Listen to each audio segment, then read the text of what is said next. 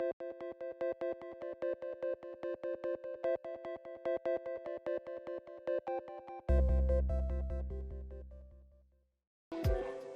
right, that's it. Cut the music. Way to go, Jim. Thank you for that. Wait, I'm not on screen yet, Jim. Come on, man. Oh, no. Oh, we're already messing up. Just kidding. It's only me. There is no Jim. Hey, how you doing? Welcome to another Snyk Live session here for you on the beginning of the week. We hope you're having a great week so far. A good start to it. I'm Brian Clark. I'm your host, the developer advocate here at Snyk. Those of you that are developers out there, you're probably a developer. If you're watching this, have you thought about building your applications for the cloud? Or are you already building applications for the cloud right now? Have you thought about who can and cannot access your applications while they're up and running in that wonderful cloud out there? If you have, and you don't know how to go about doing that, or maybe you haven't thought about that and you don't even know where to get started, you're in the right place watching this right now. You're in for some luck right now. You're in luck because we have the one, the only, the amazing, the fantastic, insert next adjective here, Or Weis from Permit.io. Hey, Or, how you doing, man? Hey, Brian. Good. I love that preamble. Thanks for having me here. I'm glad you enjoyed it because I was just riffing on the spot there, you know, nature of being live. Good stuff. Good stuff. So this is the topic we're going to discuss. That's me. Kind of cover that. I kind of like the fact that both Permit and Snyk have dogs as their logos, so I enjoyed putting them there side by side.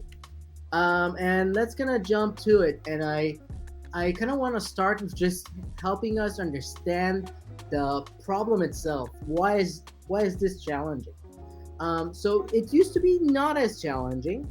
Like when we were working with monoliths, if you have like one monolith that's your entire application, usually those monoliths would come with some access control built in. So if you use frameworks like Django in Python or Spring Framework in Java, or obviously Rails in Ruby, there's some basic administration or access control kind of baked into the framework. But as software is exploding out into microservices and multi-tenant microservices and kind of distributed data planes and higher scale, you can no longer rely on those frameworks. You need to have a little bit of access control in every little thing you're building. And so you need something that scales and is elastic enough to cover what you're building and can go and be granular enough with every little element you need to have. And as we're adding more features, or as we're adding AIs, we're adding real-time analytics, all those things, they're changing our applications and making it harder for us to build access control. As our products are evolving, the models that we want to work with are evolving as well. So we already kind of mentioned everyone starts with admin, not admin, which is great at the beginning, but it usually doesn't last long because the requirement would come in from either the customer or a product manager or security or compliance or someone else, and then you usually find yourself at admin, not admin, super admin. So we got upgraded as developers to super admin. The other people that wanted some more permissions, they're admins now, and all the rest of the plebs are just users. But obviously that doesn't last either. Then we move to access control lists. So we have like specific lists that denote who gets what access to what thing, and we can start to have a lot of lists, and then it starts getting confusing. And then we either find that that's cumbersome, or we often get from customers coming and saying, I'm used to having RBAC, role-based access control, in other products that I'm working with. I don't actually know what that means, but I know that I want it. So I expect you to provide me RBAC as part of your enterprise features. And you're like, yeah, well, okay, well, sure, if that's what you want, we'll figure that out as well. And RBAC is really cool. It's really the bread and butter of the permission or authorization space. But even that doesn't cover everything. So with RBAC, you're getting permissions directly according to the roles that you have in the system. So if you're an admin, editor, monkey, whatever name of role you decided to have, according to the role you have, that's what gives you the permissions. But then people want things like, we only want people in a specific geolocation to be able to use this feature. Or we only want we want editors to be able to edit files, but only the files they own. That's called RBAC plus ownership. A classic policy is like only users that have paid for a feature can use that feature. And the list just goes on, and every application is a snowflake, and every customer in your application is a snowflake. So the requirements keep piling on, and so we're moving from RBAC to ABAC, attribute-based access control. Fear not, it doesn't end there. ABAC increase in complexity, and there's REBAC, relationship-based access control, and it just goes on and on and on. Definitely sounds complex. When you mentioning nightmares, now I have to ask you, especially being the founder of your company, like, is that what Yeah. keeps you up at night? Like, do you have nightmares? Do you have, like, you ever, because like when you're a developer, sometimes you're in the thick of something, and like you'll be dreaming about, like, if you're really consumed by something that you're working on, maybe you're working on a bug, right? This happened to Yeah. me not often, but once in a while, and I'll It's have a my dream about it. What about it's you? my constant state. Yeah. And but the difference is, I think that also it's kind of a leap that you need to take from being a developer to being a founder who's working as a developer, or a developer working as a founder. Yeah. You need to embrace your nightmares. You need to just, as they show up, you just hug them real tight, and you learn to live with them side by side. To conquer fear, you must become fear. You must bask in the fear of other men. And yeah, man, I think that's the secret sauce. If any of you want to found your own company, embrace your nightmares. That nightmare fuel is the way to you just funnel it into the engine of the company itself and the tasks you have to do, and you just spring forward and you don't look back, essentially. So in general, the way it works with compliance is like with COVID. So companies infect one another. So you have up the chain, you have the government agencies, and you have the financial sector, and you have the health sector. All of these, because they're working on sensitive matters, they're judged or audited specifically on how they manage finances, how they manage credit cards, how they manage patient records. And now, as those sectors are consuming services, everyone catering to them by proxy gets all the benefits and love of their certifications.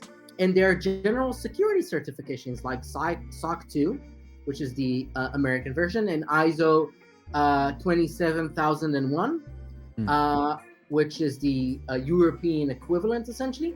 And those just set guidelines, policies, and processes in place for a company to act in a way that can be ready for security and compliance issues. And in the end of the day, to be compliant, that means that you have specific processes in place. Most of these processes translate to this person in the company in these conditions can do this or can't do this. So if we already kind of touched on that, it's important to understand that permissions or authorization comes across the stack.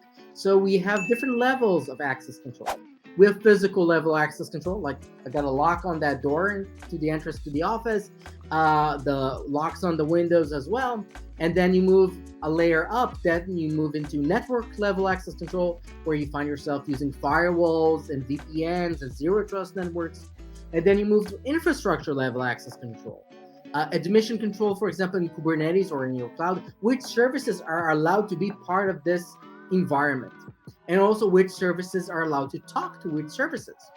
And lastly, you get to the kind of infinite slide of application level access control, Right. where any logic that you might define in your application would require some set of permissions. It's essentially which entities can interact with which entities according to or within which features. Another thing that we need to remember is that access control is important not just for implementing the requirements of our customers and our compliance, it's also keeping our applications actually safe. OWASP has identified broken access control as the A1 top element in the top 10 for security vulnerabilities in applications before. It's the one with the most occurrences and the one that was tested and found the most in across the space. So we need to understand that if we make mistakes with access control, it's not just creating a poor product, we're actually creating vulnerabilities that might end up being exploited by attackers or malicious actors. We first need to understand that permissions, access control, it can't be an afterthought. This is evolving, this is changing. This would require us to build something that can move with the demands of what we're building. You mean I shouldn't just build my app so that it's freely open to everybody and then retrofit permissions into it? Well, that happens more often than not, Yeah. but that's a recipe for pain. Okay. And for the masochists in the audience, sure, go ahead. I love pain. Another thing that we need to kind of recognize, this is ongoing. It's not something you solve once and you're done. Right. You build something, it's good for now, you should be happy with it, but more requirements are going to come in and you need to kind of roll forward. This is what I call the IAM waterfall. There are 3 tiers to it, and we need them to kind of trickle down and connect seamlessly to one another. The first one is identity management, so solutions like Okta and Azure Active Directory. The identity management, that's on our customer side. That's where they're managing their identities, and then they're coming with those identities and connecting to our product. That's where they meet the authentication solution. But those verify, they act like the bodyguard or the bouncer at the entrance to the bar. You show up with your ID from the identity management. They verify that you are who you say you are. They collect claims about you and create a wonderful document called a JSON Web Token, a JOT, which is propagated into the application itself and specifically into the authorization layer. So the first layer is just managing what identities we have. The second layer is verifying those identities. And lastly, it's deciding what those identities are allowed to do within the application once they're verified. And then we get into the product itself and actually doing the things that the users want. If we want to build this on our own, or we want to build this with open source, or we want to build this with tools that we want to adopt, these are the 5 best practices that I like to highlight to make sure that what we're building is A, future-proof, B, foolproof, will make less mistakes and when we're building this, and lastly will give us the guardrails or guidelines as we are building forward that will stabilize and protect our system. The first one, and probably the most important one, is decoupling policy and code. What you see, or at least what I see too often, is people baking in their authorization logic into the logic of the application itself. If you go on Permit.io's homepage, you can actually see kind of examples of that. And in the end of the day, it's spaghetti code. You have if conditions, essentially, that both query the database and other sources for the authorization logic, and in parallel query for the application logic. And as time progresses, they just mesh in together. Another developer would come in and say, oh, I just need another condition here. It doesn't matter. They don't think if it's for the application, if it's for the authorization layer, let's just add it in. And you wake up like a half a year later, and it's almost impossible without putting specific effort to understand which parts of the if condition for authorization and which ones are for the application and which ones are responsible within them for which parts of the logic. And so if you want to upgrade your authorization layer, or vice versa, you want to upgrade the application, you need to go one line by line and refactor. And then that brings us back to the world of pain. So instead of doing that and having a hard time refactoring, which we're definitely likely to do because the new requirements are going to come in, by the way, both for the application and both for the authorization layer, what we want to do to decouple our policy from the code itself. We want to move with policy as code, but we want that code managed separately, ideally as a separate microservice. So we want to create a microservice for authorization that the other components in the application can query to get the logic that they need. Second best practice is being event-driven. So we already know that we're going to build a complex system. It's a matter of time. And we already know that we're going to have complex policies some point in time that will change with the surface of the application itself. I'll just give an example to kind of highlight this. Let's say we want a simple policy like only users that have paid for a feature can use that feature. That bit of information doesn't reside in your database anymore. It doesn't reside even as part of your application. It's part of a third-party service like Stripe or ChargeBee or PayPal. So we want to be able to propagate information from those services in real time as they change and have them impact our authorization layer. The next two are about interfaces. Because we know that we're going to have customers, and because we know we're going to have other stakeholders, like a product manager, security, compliance, all those folks, working with us on the application, it shouldn't surprise us that those people are going to want interfaces to be able to manage the access control. So we don't have to build those interfaces from day one, but we should be prepared to create them and provide them as the requirements come in. So we want to have a back office so the different stakeholders can manage the application. And we want interfaces that we can provide to the customers themselves. So they can invite users on their own, so they can assign roles on their own, so they can maybe even configure policies on their own, etc., etc. Lastly, and this brings us back to policy as code, we want GitOps. In the end of the day, we're talking about having complex rules, complex instructions, managed in an environment that is changing and has many stakeholders. So if we manage our policy as separate code and ideally in a framework that is suitable for it, and we manage it in a Git repository, we can do versioning on it, we can do tests on it, we can do benchmarks on it, we can do code review on it.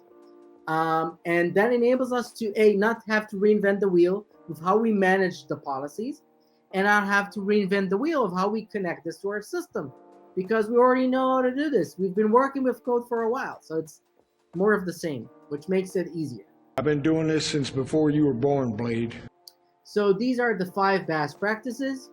And I highly recommend just keeping them in mind as you're starting to build something. If you keep those in mind, it's going to save you months later in refactoring.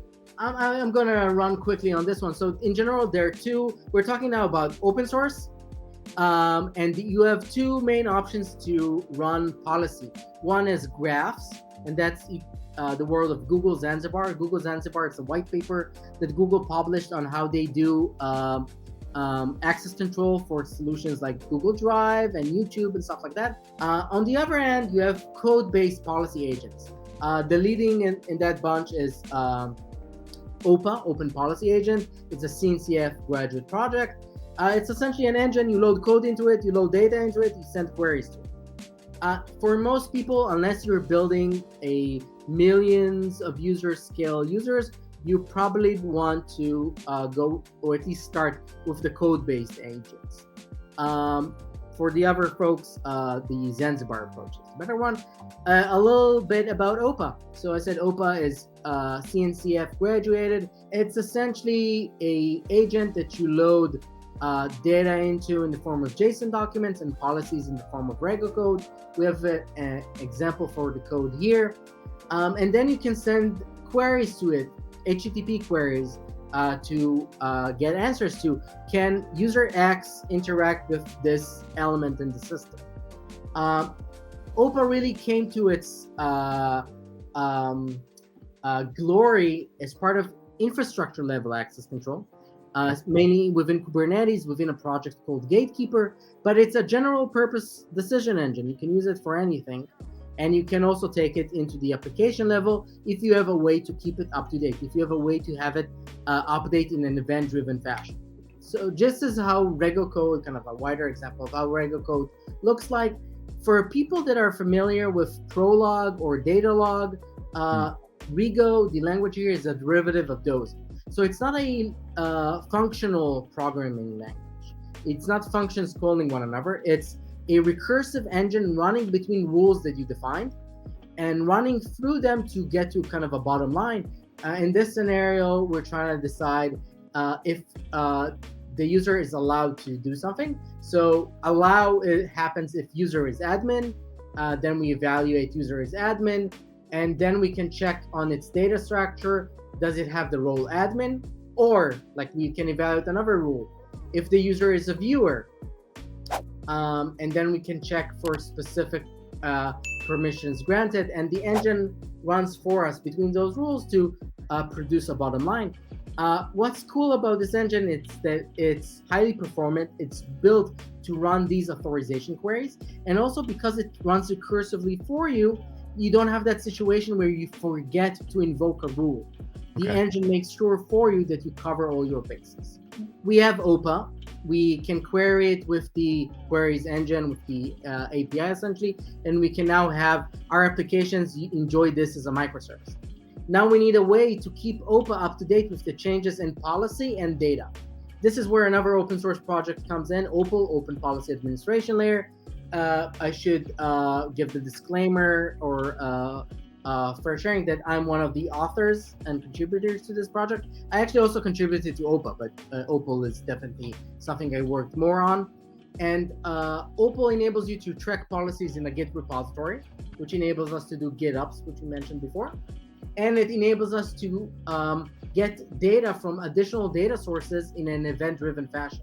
So essentially, we instruct the OPAL server with updates in real time, and the OPAL client that sits next to each of the OPA agents in real time fetches the data and policies and loads them into OPA. We'd want to have enforcement points in our code, and I'm just showing an example here, live from right from our documentation. We expose an SDK that we call permit.check. That's what I'd recommend if you implement this on your own. You also create an SDK that basically proxies queries into OPA. But it simplifies the interaction with the application. Usually the best practice that we do here is identity resource action, aka this identity is performing this action on this resource. In this case, the identity is presented by an email. It can also be any other unique identifier, also one that is not a PII. And we're saying this identity is trying to create a document. Okay. Ask OPA, are we allowed to do so or not? And we're getting a binary, a Boolean answer. Are we allowed or not? And we can control our code flow according to that. You can see that the code here doesn't have any authorization logic. Yeah. It has an authorization query, but none of the logic here is here. It's only encapsulated in this query to the external microservice. So before we show how this works, let's meet a demo application that has permissions implemented into it with permit, which means that it has OPA and OPAL working. This is a classic task management tool. If for some reason you need another task management tool, this is available at sharetodos.com. I don't know why you'd need another one, but here it is. And this application is essentially built out of two main resources. We have a board of tasks, which is a collection of tasks, and we can create multiple boards. And we have multiple tasks per board, and I can create more tasks. I don't know, change language here. All right. Eat a banana, for example. TypeScript tea time in chat says yada, yet another to-do app. Yeah, can I trademark that? I want that for the next demo. Yeah. And so we can add tasks, we can delete tasks, we can check tasks, and we want to enforce policies to this thing, and we can do that with OPA and with permit.io. Specifically with permit.io, we have the policy editor, which is a low-code interface that generates code for us. It generates Rego code that is loaded into a Git repository of your choice. So this allows you to work with the power of OPA without necessarily having to learn it. You can always go and change the code in the repository. You can always add more code on your own, but the thing is you don't have to. The policy editor, you can see that we have cards for different roles, and we can create more roles on the fly. So let's create a, a banana roll. You said the monkey example earlier, and I kind of laughed at it, but you actually have that as an example in here. Yeah, this I created this just showing this to someone else just a minute ago. Yeah. So now I have both a monkey and a banana. And let's say let's add another resource to the application. Sorry, let's add another resource. Let's say we can let's say we have a cat. I'm just improvising here. And let's say a cat. What you can do with a cat? You can meow. No, you can't meow a cat. You can pat a cat. Meow at a cat? What do you mean? You telling me I'm not allowed to meow at a cat? Okay, meow Thank at it. Fine. Every application is a snowflake, as we said. Yeah. You can meow at it. You can feed it, etc. So You these walk are the it. things. Walk. You can walk it, really? People walk cats. I'm not lying. I don't believe you. Continue. Sure. So we create this new resource, and you'll see that now we have this new column here with all the actions that we can perform on a resource. And let's say, what can a banana roll do with a cat? Let's say it can feed it, it can walk it in this snowflake of our application. And we can just apply that quickly. But let's focus on the actual roles, that the actual resources that exist in this application. So we have a board, which is the list of tasks, and we have a specific task. And you can see now I'm logged in as an admin. That's the role that is assigned to me. So that means that I can do whatever I want with all the tasks. But let's say I don't want to be able to change tasks anymore. So I'm going to change that. And in real time, that's going to create a new policy in regular code, push it into a Git repository, and we can apply more CI/CD there. Here, it's just automatically deployed. Opal deploys it to the microservice, to OPA, running in the VPC of that to-do app, and it will take effect immediately. So let's click save. And now when I try to delete the task, it will tell me that I can't, because it sends a query to the application, which queries the microservice, which tells her, and nobody, you don't have those permissions anymore. Let's change it the other way around. Let's return delete, and let's say we can't update anymore. And you see that it updates seamlessly thanks to the Opal architecture that drives things in real time. So I'm able to delete, but I won't be able to add it anymore. And I want to thank everybody in the chat that tuned in, or if you're watching this recording later, thank you so much for doing that. If you're watching on YouTube, be sure to like and subscribe. On Twitch, be sure to follow. Thanks again, Or. Appreciate you. Thank you, Brian. It was a pleasure. I had fun. Yeah, I learned a lot. You got, genuinely speaking right now, I'm not just saying this because we're live on stream. Like, going into it, I'm like, access control, like, but I'm really interested now. Like, I kind of want to, I'm starting to think about my own side projects that I could potentially use this in, and I really want to hack on it and try it out sometime. So thank you for inspiring me. My pleasure. If I was able to do that, then you made my day, essentially. Awesome. All right. Well, thank you, everybody. Thanks, everyone. Have a great day, night, wherever you are. Talk soon. Yes. Thank you so much. See ya. Bye-bye. Come on, Jim. Roll the end credits. All right, you got to do this, he's saying. You got to do this to end it.